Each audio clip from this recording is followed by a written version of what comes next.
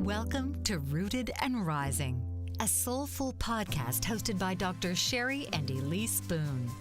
Join the conversation as Dr. Sherry and Elise explore the transformative power of holistic healing from the inside out. Together, they guide listeners through the deep work of reconnecting with their roots, uncovering the unconscious wounds that shape us, and rising into the fullness of our higher selves. So please, welcome the hosts of Rooted and Rising, Dr. Sherry and Elise Boone.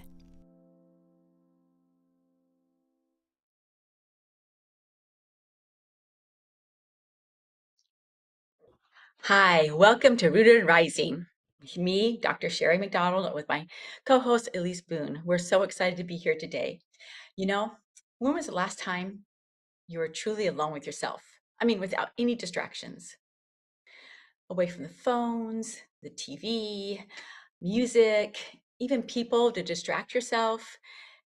When could you just sit and be alone with you emotionally, mentally? Physically give yourself a hug, just feel yourself embodied. It takes conscious effort nowadays for me to even think to do that. We are in a society where we're bombarded by stimulation, even out without being aware of it.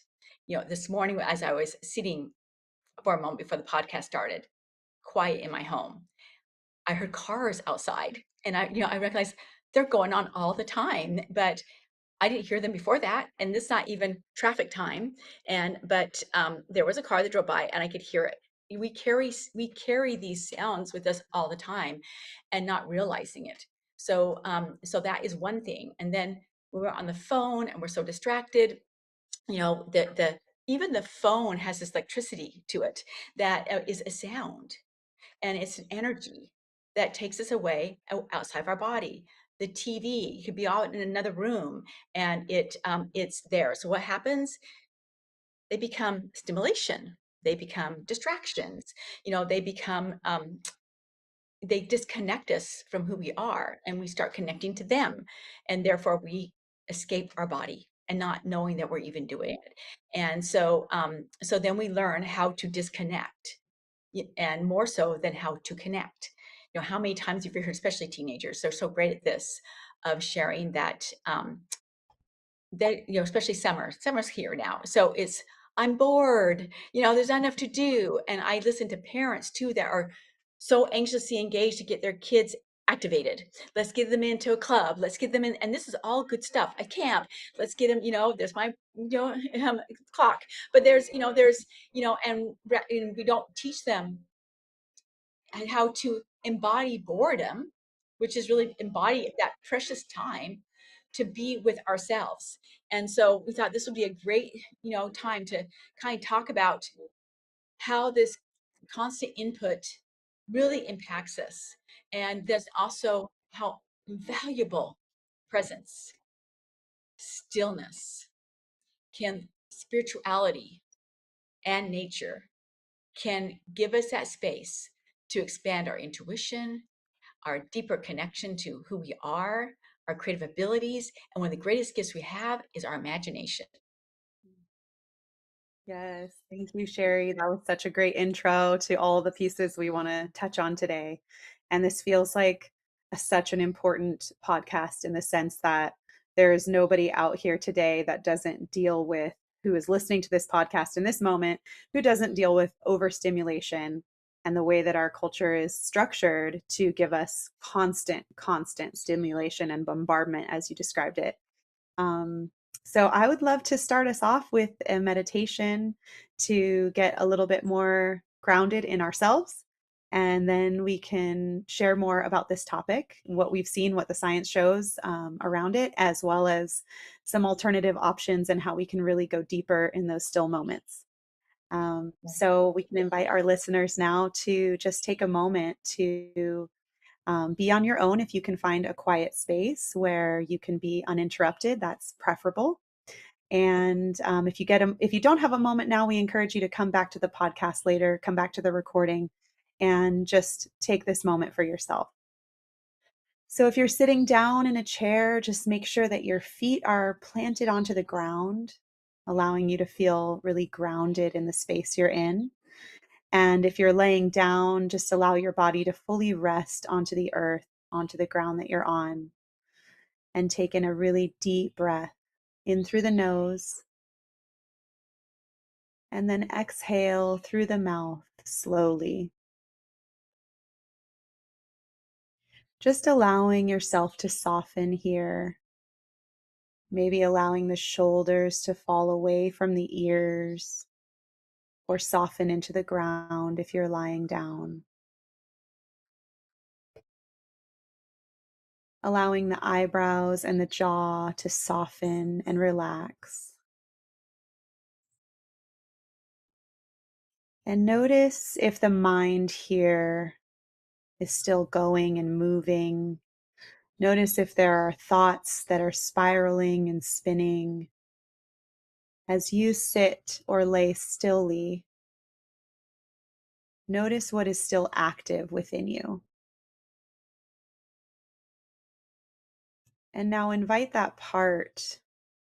If what feels active is your physical body that wants to move, just take another deep breath and allow the body to really settle into stillness.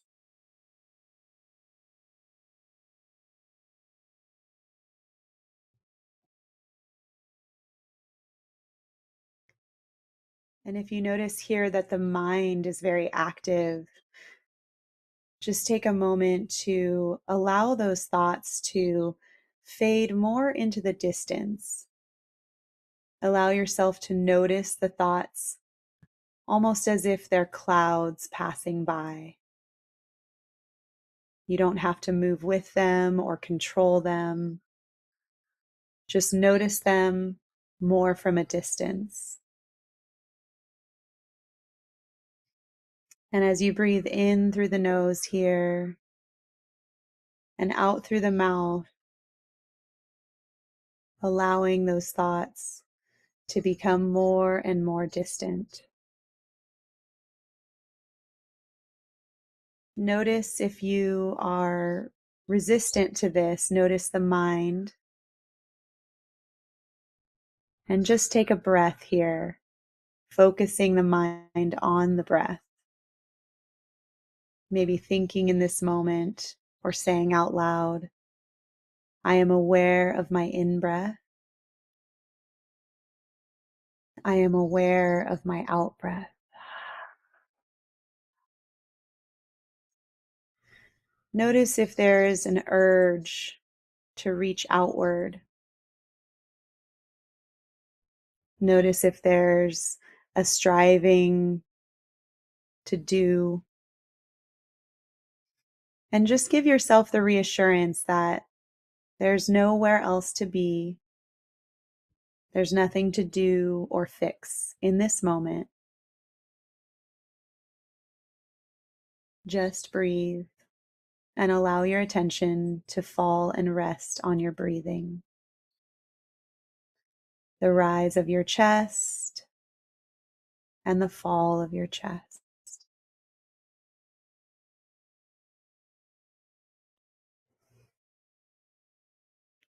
And here in this space of stillness, allow yourself to be open to any sensations that arise. Those could be physical sensations in the body. It could be an emotion that rises up to the surface. Just become aware of those sensations, emotions, or even thoughts that might arise here.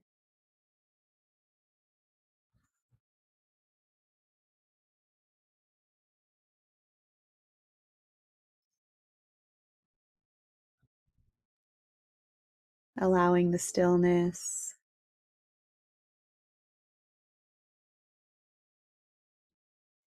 surrendering, softening, and breathing. in and out.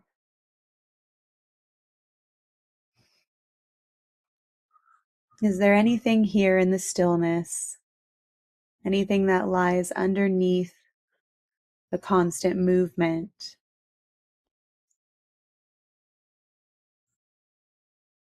Perhaps a message,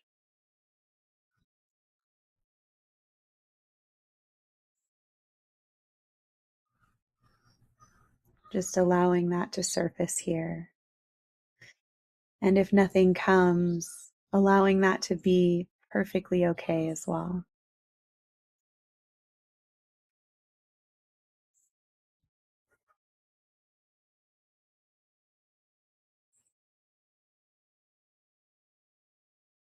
Giving yourself this moment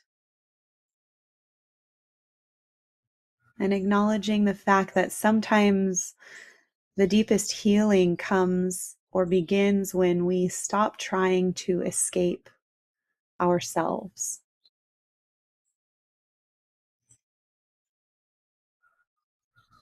Breathing in, breathing out.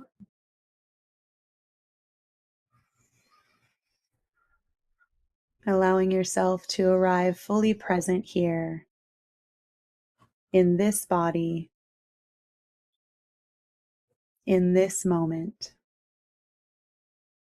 with this breath.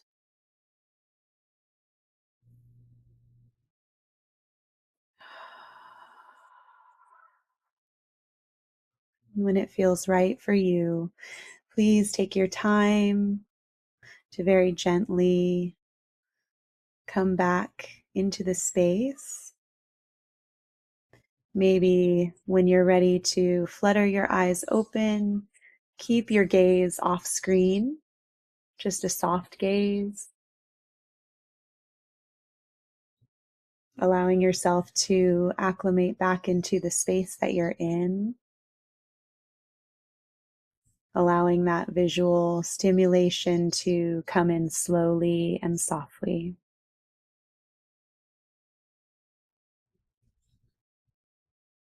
And coming out of stillness here, just inviting any movement that feels right in your body, whether that's a rocking or a stretch or a self hug, wrapping yourself up in your own arms, maybe a squeeze of gratitude for taking just a moment for yourself. Thank you for joining us in that short meditation. Thanks for following along, Jerry. It was beautiful as always. Thank you. And it just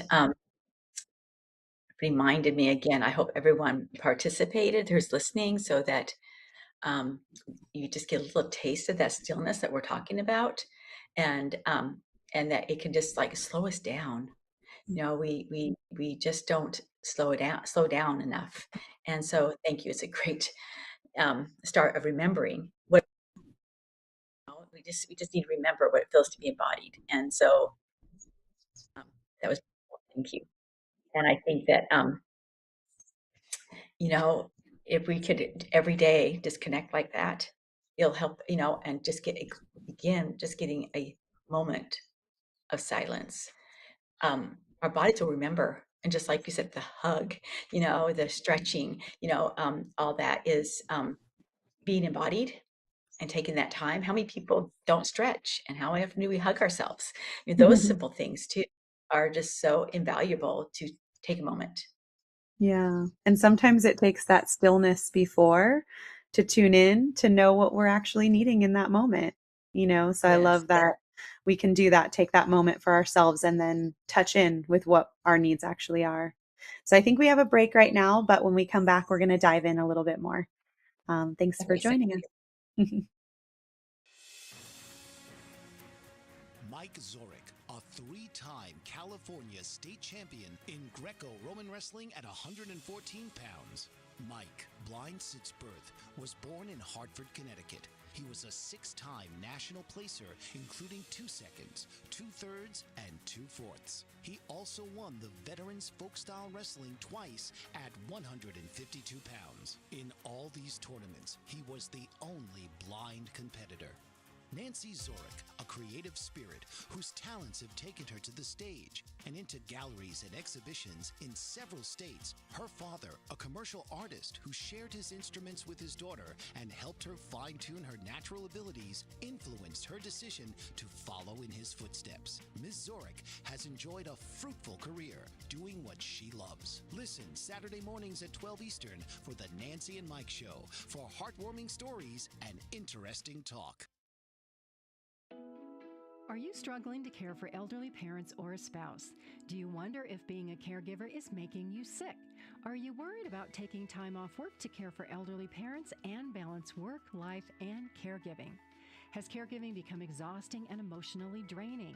Are you an aging adult who wants to remain independent, but you're not sure how? I'm Pamela D. Wilson. Join me for the Caring Generation radio show for caregivers and aging adults, Wednesday evenings, 6 Pacific, 7 Mountain, 8 Central, and 9 Eastern, where I answer these questions and share tips for managing stress, family relationships, health, well-being, and more. Podcasts and transcripts of the Caring Generation are on my website, PamelaDWilson.com, plus my caregiving library, online caregiver support programs, and programs for corporations interested in supporting working caregivers. Help, hope, and support for caregivers is here on the Caring Generation and PamelaDWilson.com.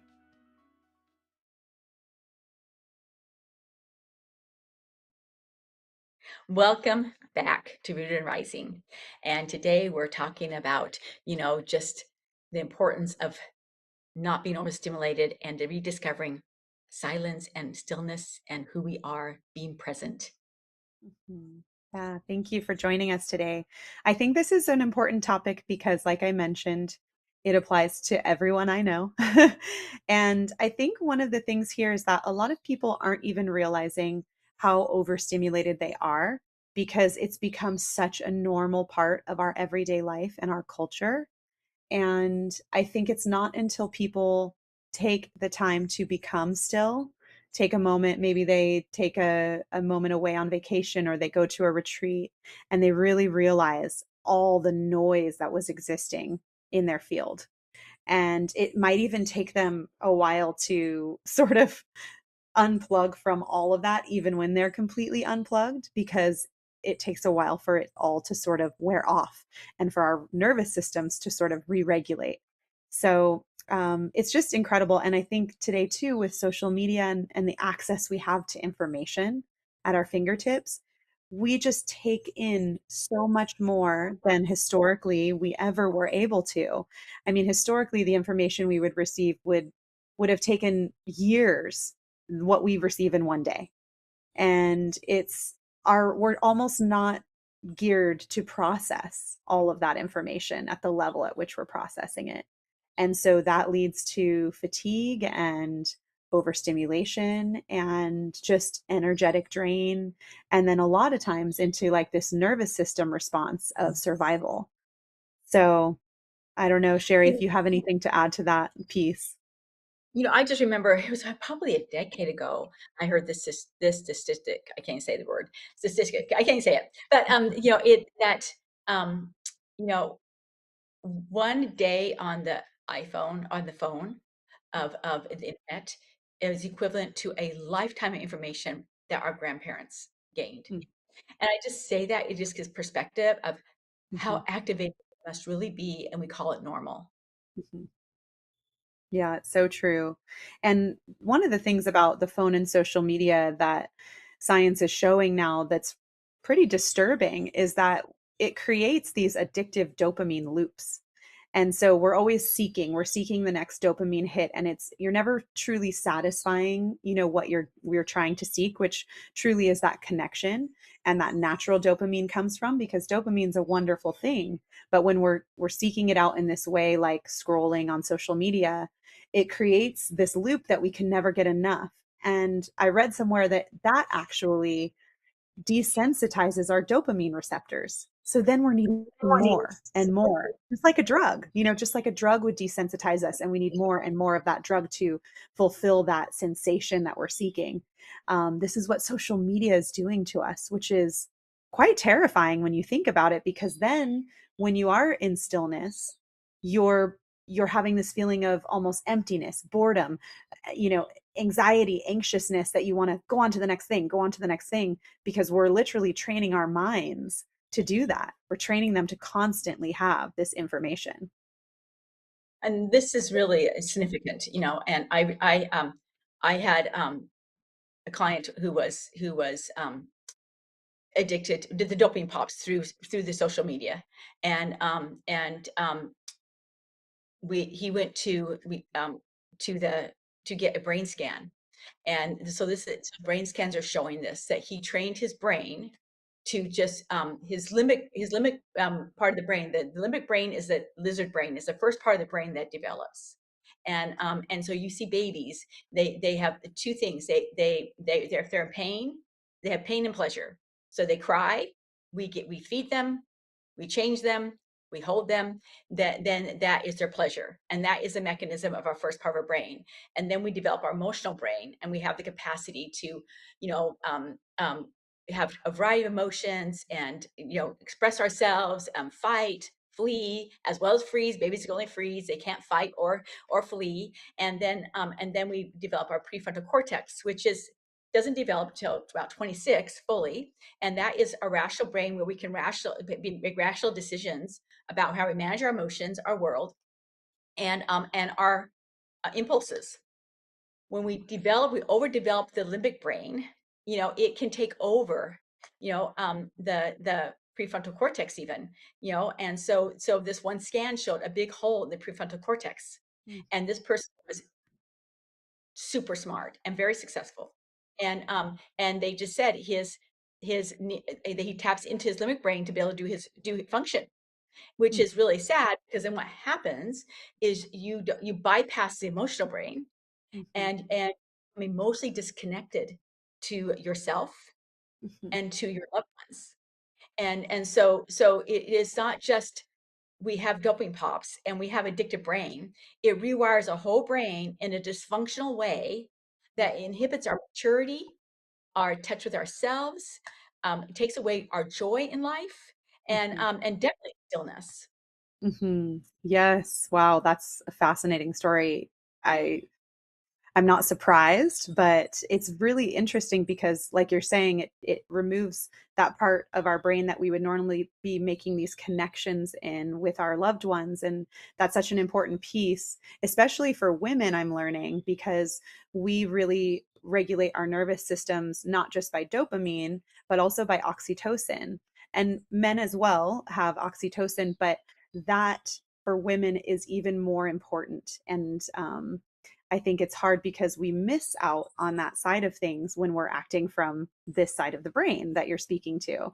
It's almost like we lose our presence, like we become more robotic, right? We're becoming more like the machines that we're looking at. It's really fascinating. And like you said, then we're missing out on joy, because we can only experience love and joy in the present moment. If we're in the past or we're in the future, anxiety, worry, or if we're completely disconnected from ourselves, we can't experience those emotions. So, what we're missing out on is really immense when you consider it that way. It really is immense, and it's really about missing out on being human. When you Mhm. talk about robot, and we get more, they're saying possibly this might be the last generation that we can be fully human Mhm. if we don't, if we dive so deep into even AI in the wrong way. As good Mhm. as AI is, there is we can lose the silliness. We can Mhm. lose the when we spontaneity when Mhm. you're caught robot mode, there's no spontaneity. And really, Mhm. the robot is survival level. You're stuck in survival level. So if you go to Maslow hierarchy, you can't self-actualize, which Mm. is heartbreaking if you think about Mhm. it. Mhm. Never fully actualize in Mhm. without this stillness. Yeah, wow. Yeah, as we talk, I'm like, wow, it's even more grave of a situation than I realize. And we don't want to make this podcast all about, just the downsides of this. I think it's something that more and more people are becoming aware of. And so the problem is here is that we're already in this. We're sort of in this wheel that's turning. And so how do we step out of that and find attainable ways to bring ourselves back to nervous system regulation, back to presence? How do we carve out time in our lives for stillness so that we are recapturing and reclaiming our humanness and what makes us alive and feel emotion and have access to these wonderful emotions that make us so separate from the machines, from the phones, from the computers, from AI. What makes us human is being lost in it all. And so we want to be able to really reclaim that in an intentional way. And it takes a lot of foresight and it takes planning to do so because it's not something that's happening naturally in our environments. And it's not something that's being offered everywhere. So it's something we really have to seek out and create space for in our lives. I Very, was very also much so. Very much so. I was thinking here too, often when we go down this path of seeking out silence, it can feel really uncomfortable for people because we're not used to it anymore. Like you mentioned, kids in summer being like, I'm so bored.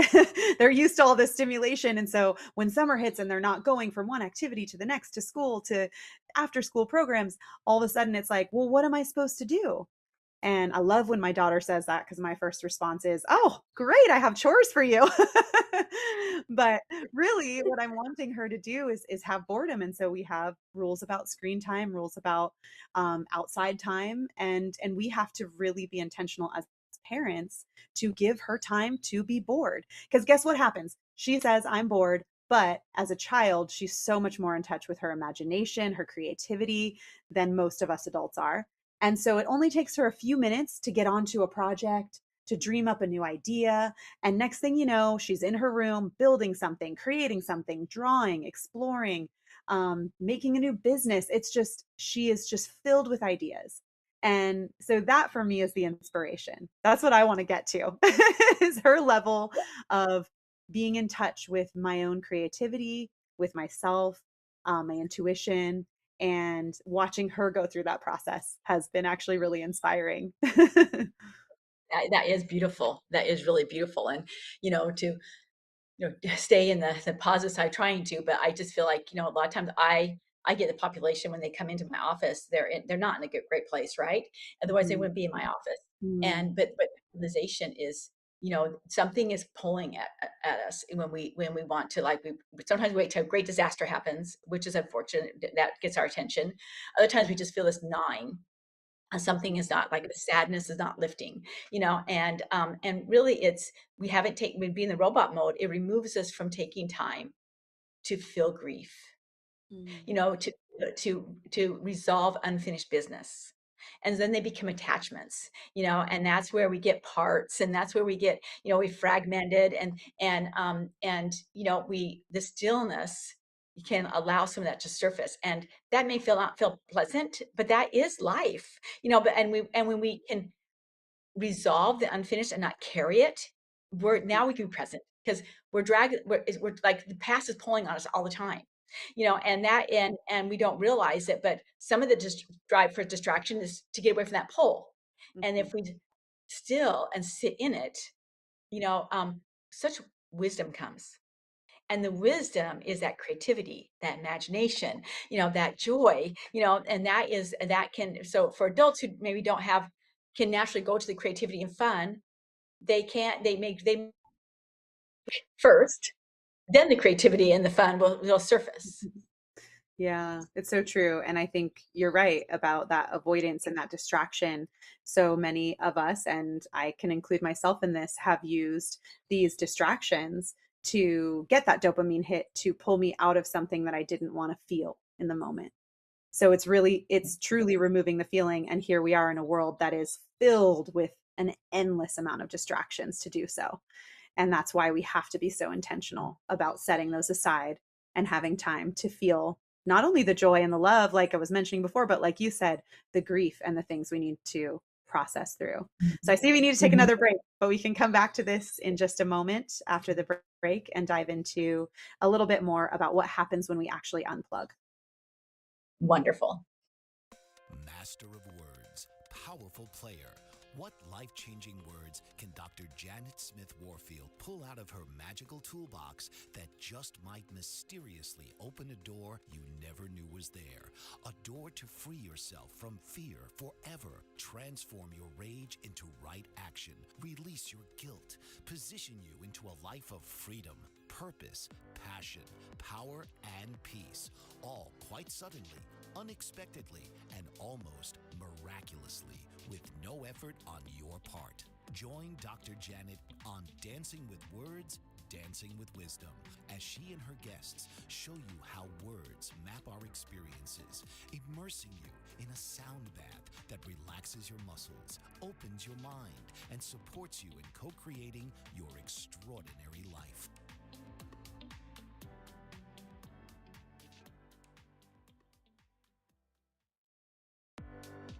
Author, radio show host, and coach John M. Hawkins reveals strategies to help gain perspective, build confidence, find clarity, achieve goals. John M. Hawkins' new book, Coached to Greatness, Unlock Your Full Potential with Limitless Growth, published by iUniverse. Hawkins reveals strategies to help readers accomplish more. He believes the book can coach them to greatness. Hawkins says that the best athletes get to the top of their sport with the help of coaches, mentors, and others. He shares guidance that helps readers reflect on what motivates them, rediscover and assess their core values, philosophies, and competencies, find settings that allow them to be the most productive, and track their progress towards accomplishing goals.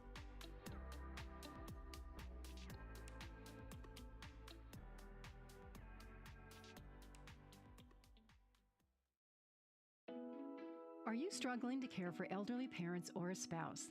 Do you wonder if being a caregiver is making you sick? Are you worried about taking time off work to care for elderly parents and balance work, life, and caregiving? Has caregiving become exhausting and emotionally draining? Are you an aging adult who wants to remain independent, but you're not sure how? I'm Pamela D. Wilson. Join me for the Caring Generation radio show for caregivers and aging adults, Wednesday evenings, 6 Pacific, 7 Mountain, 8 Central, and 9 Eastern, where I answer these questions and share tips for managing stress, family relationships, health, well-being, and more. Podcasts and transcripts of The Caring Generation are on my website, PamelaDWilson.com, plus my caregiving library, online caregiver support programs, and programs for corporations interested in supporting working caregivers. Help, hope, and support for caregivers is here on The Caring Generation and PamelaDWilson.com.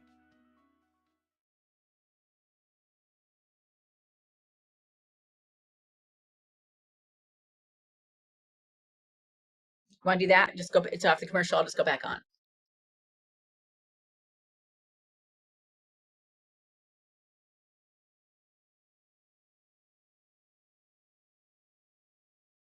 Did you get that, Zach? I feel like I'm the only one. Hi, looks like I'm on air and I didn't know that. We've had some electricity issues. So I didn't our my co-host Elise lost her electricity. I was on the phone trying to get hold of her. So great. So welcome back. And now I need to settle and get still for a minute. But what we're talking about is really finding that stillness, right? And what that is like. You know, when we are actively overstimulated, don't know it, when we've been in the robot mode for so long, when we're always connected to something, stillness feels threatening, not scary. It feels stifling. It can feel suffocating. It can feel off. It can feel a lot of things, but it doesn't feel natural or normal. When the truth of it, stillness is so much normal. Hi, Elise. Welcome back. So, I think About that. I think the Wi-Fi got mad at me for talking about all of this. I think so too. So I was just talking about stillness, you know, and how uncomfortable it can be. And she may still, yeah, you're a little glitchy, but we'll see how it goes. So, you know, if you think about what we do with a baby, when, like I said, the limbic brain, it gets activated, pain, pleasure, but we work really hard at creating stillness for a baby.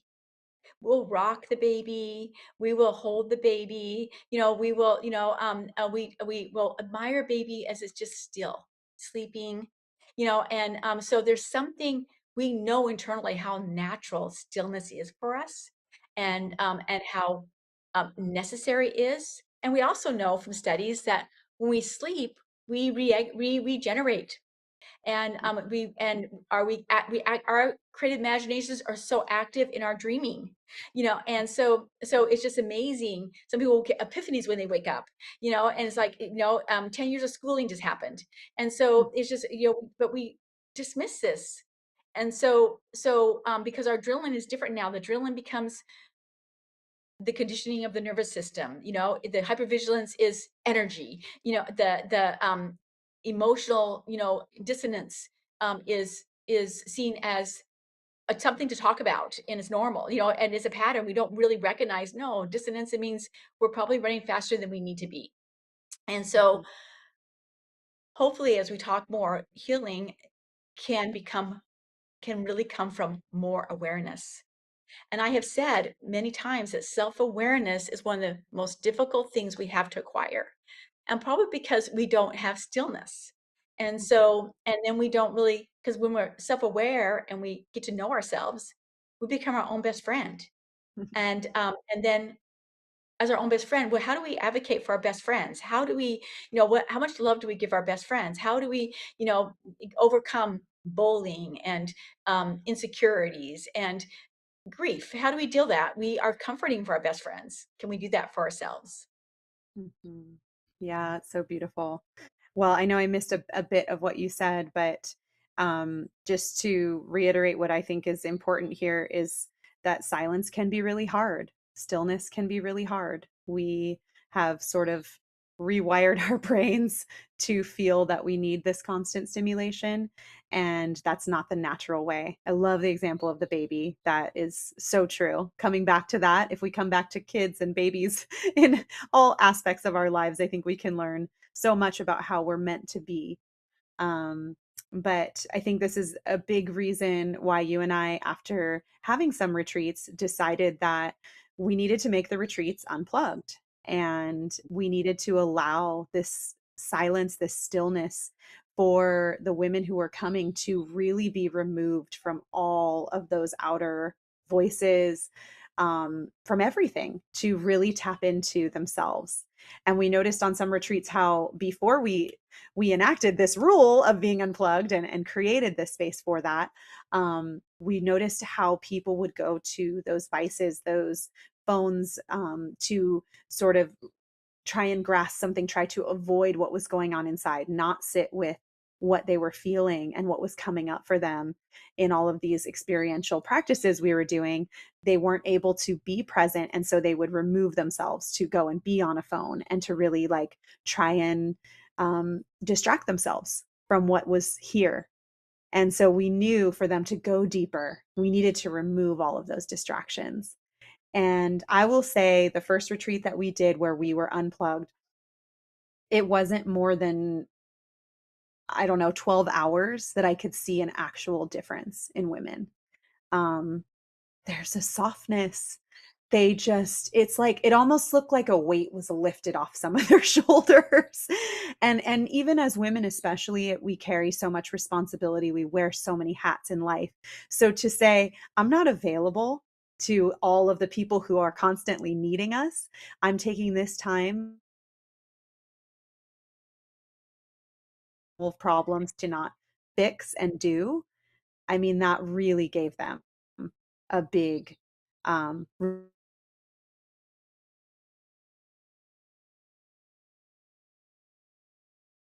We're going to give it one more minute to see if she seeing comes from it. back. There was deeper conversation was improving. Yeah. You're a little glitchy and you keep stalling if you can hear this. Okay. And so, Ah, great. Okay, yeah. back. So, I'm back. um, So yeah. I don't know if you I finished your think it's sentence or. back in this moment. So I hope it stays because I do know that in part of that is maybe I'll talk right while she's getting back on. But this the retreats, we also make sure we're around nature. Of the outside And stimulation. nature is like, you know, so important in it's teaching to us in how to be present, and it shows us so many awe moments and as it's constantly creating in front of us. And so having that, and then just being it is so disconnected from all the you know devices. And so it does help. I One thing I was going to say, before we had our participants disconnect, it wasn't like everyone was addicted to social media or and just wanted to escape. But that what you said, the pull responsibilities, they go and sneak into the rooms and call home to make sure a kid is okay, or reassure a spouse. And that was and then they come back and you could feel the energy shift, you could feel it. And so that's what caught our attention. And so it's very subtle, and if we're not looking for it, it can escape us and we don't realize we are missing it. So if I just think if you can begin and start like creating some stillness for yourself, it'd be really important. And that we just practice a little bit. There's science behind everything. We just go outside and put our feet on the ground for the moment. Yes, take a nice deep breath. But science has shown that nature really itself, can be like an anti-inflammatory. And so we don't always need to take medications. And so just stepping in, you're out. So I'm gonna let you take over it, at least, because this is really your passion. Yes, nature. Oh my goodness, there's so many ways that it can regulate our nervous system, and coming back to it can just completely shift our state of mind. And it's great because now science has really caught up to all of the different aspects of how nature impacts us. You mentioned like putting your feet on the ground and how they say that can now take inflammation down in the body. I mean, that's a physical response to putting our feet on the ground. How simple, right? We all have access to that somewhere. Um, there's many studies that show that just being in nature for a period of time takes us out of that fight or flight. So often in our lives, we're in that fight or flight mode. We're overstimulated. We're feeling like our nervous systems are jacked up. And it really allows us to come back into that parasympathetic state of rest and restore. And that's where the healing happens. That's where the insights come in. That's where we become in touch again with our intuition. Um, and then there's just the thought, and I'm looking out at nature right now, which I feel so grateful for. But there's the thought of looking away from a screen, because we're not meant to be staring at a screen and having this close contact with our eyes. And it actually creates mental fatigue to constantly be looking at the screen, as well as fatigue with our eyes. And so just being able to have the distant stimulation, and allowing our eyes to take a break from this constant blue light screen time. And with light, then there's sunlight. And there's so many avenues that sunlight really, it it's immense. You could go on for days and days about sunlight, but I'll say our circadian rhythm is one of the biggest things. So if we're getting that morning light on our face, we're allowing our body to sync up naturally with the rhythm of the sun, and that creates better sleep quality. That actually helps regulate our mood. Um, it's really magnificent how much nature and just being in nature can really stimulate us in a very positive way, and create presence. So I think we Yes, have to and jump and into look, the break. you're right.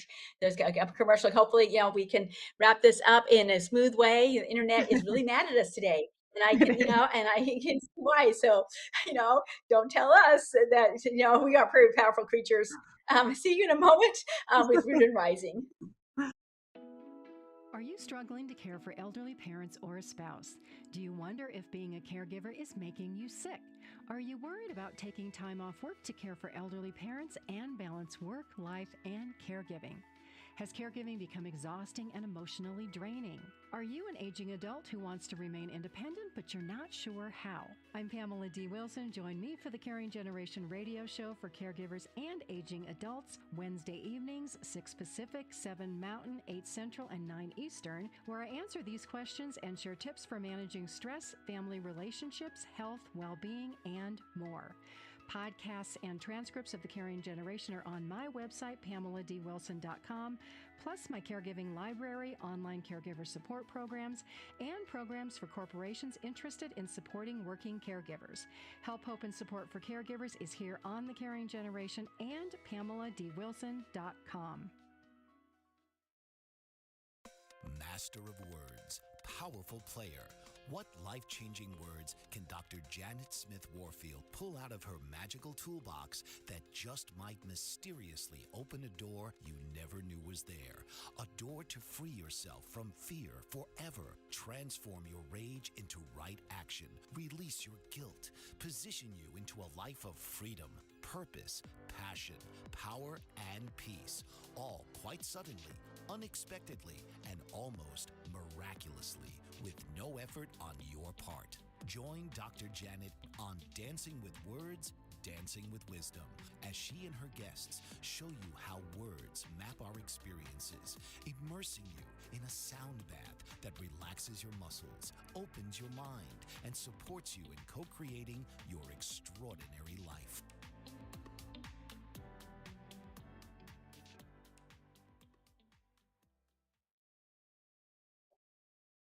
Hi, welcome back to Rooted and Rising. I think the internet's going to hold out. Thanks for bearing with us. We think that the Wi-Fi just decided to kick us off because we were talking too much about getting off screen. So did we manifest that, Sherry? I think we did. Yeah. So we are always being watched, maybe, but I really wanted, like, touch on what you were saying, how important, how healing nature can be for us, and our participation. It's a reciprocal relationship, and I think that's really important. If we look at big cities, the money and effort it makes to make beautiful parks. We know how important it is, to not have just concrete lives in so many ways. And so, I think, the relationship is, I think hiking is a beautiful relationship. Just walking in nature. It doesn't have to be a hike. Just walking in nature, put our feet on the ground, and then taking some steps, and then being, like they say, stop and smell the roses. Be as present. This is the mindfulness. Then we also feed nature. It's created for us, and so it wants to share its beauty with us. It wants us to, it grows fruit because it wants us to eat. I just think there's, and we can appreciate so much, and then that creates a gratitude in the heart, and and that's the again, 5,000 times more electricity, or whatever you want to call it, than the head brain. And it's so powerful, and then we have this heart connection with the beating pulse of the earth, and that gratitude and love becomes the energy versus adrenaline and anxiety. And so, just love in general. And really, when you have those moments, you feel like you're bursting. You really feel like you're bursting. So there's all kinds of research, but it really is an enjoyed activity that we do crave, and we watch how we work so hard. When we unplug, we want to go around nature. We want to go to the beaches. We want to go to we want to go to the national parks. We want to, we put a lot of energy to, so we are drawn to it, and then we sabotage ourselves. So hopefully it's got attention to stop doing that sabotaging. Yeah. And the other thing I want to say about walking, why I say walking, is it is binary movement. We've talked a lot about EMDR. It does rewire the brain, and actually science has shown it calms down the rational brain, and then it activates the creative brain. And so it does two things. Not just good for us, it actually, does what the brain is meant to do. It taps into greater resources brain. Yeah, that's so powerful. I was thinking when you said that, how I recently had a coaching client and we ended up walking. We were in person and we just ended up walking around in a circle. And she was able to get so much more underneath what was going on for her with that movement of walking, until finally she got to a place where it felt more resolved and she was ready to kind of crack open, and she sat on the ground and then she burst into tears. And it was like the walking and the movement, and we were in my at my house, and so we had all the trees around us, and as we walked and there were the trees and the birds, it was like her nervous system said it's safe to process this, it's safe to move through this. And so what had been stuck for a long time, that movement in nature helped her to sort of process through it until she could get to that release point of the tears. And she hadn't been able to really cry and embrace it until that point. So it's just a beautiful illustration of what you spoke to right there. Um, Yes. and I think Beautiful. too, what I wanted to touch on before we wrap things up completely is that this stillness that we're talking about, it leaves room for another really important piece.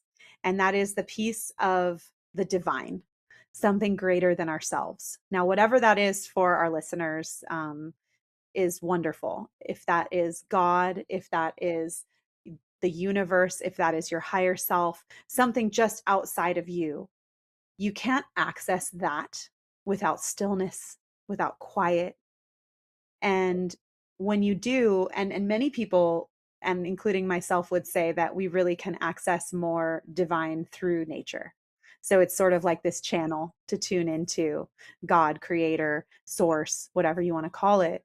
And that is a really important piece to life. And I think in some ways that is also becoming missing, because if we're not out experiencing the beauty of nature and having moments of stillness to really have gratitude for what this life is and the miracle of life, the miracle of our bodies and ourselves, as well as everything around us that is so intricate, then we're really missing the meaning and the purpose.